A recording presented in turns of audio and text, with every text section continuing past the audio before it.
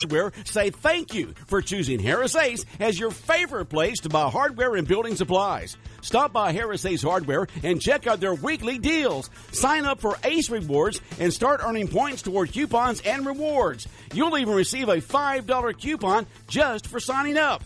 Harris Ace Hardware in Jesup, Hinesville, Eulonia, and now in Brunswick. They are ready to serve your everyday building and hardware needs. Harris Ace Hardware. It's time now for a look, ladies, at local sports and sports off-season conditioning programs continue here in Wayne County across the state. Atlanta Public Schools plan to conduct virtual learning this fall, but it won't keep the city's 11 schools from having sports. As their athletic director said Friday evening, they will continue to hold practices after school hours just as if they were still in class.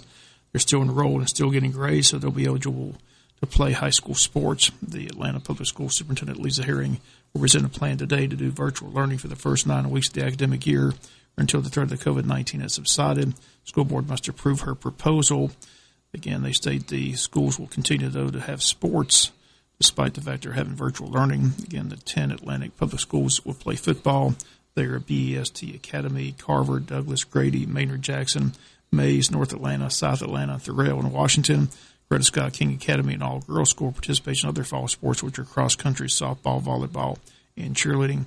And the first date that football teams can hold mandatory practices still set for July 27th.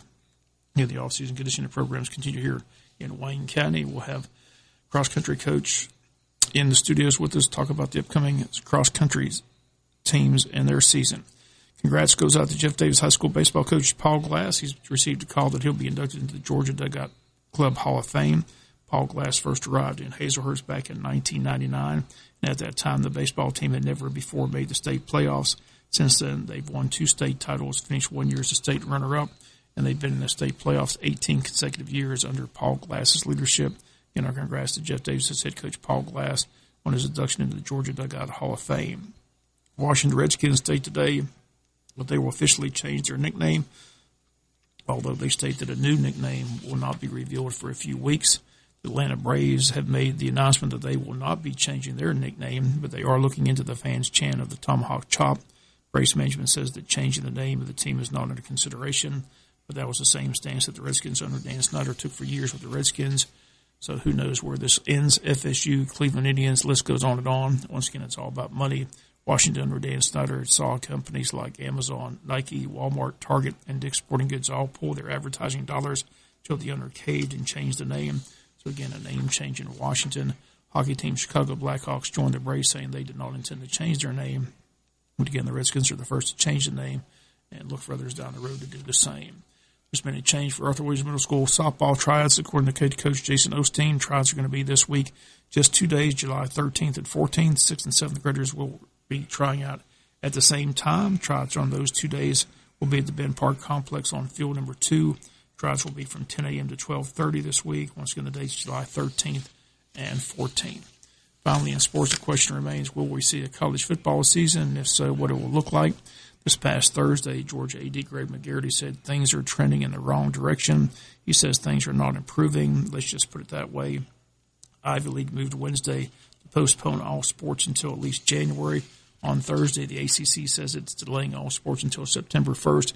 We'll play only an all-conference schedule, as did the Big Ten, which means no Georgia Tech game this season.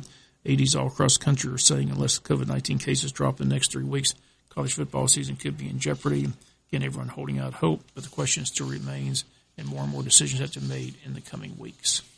That's going to do it for latest in local sports. Sports is brought to you each and every day this time by friends at Harris Ace Hardware.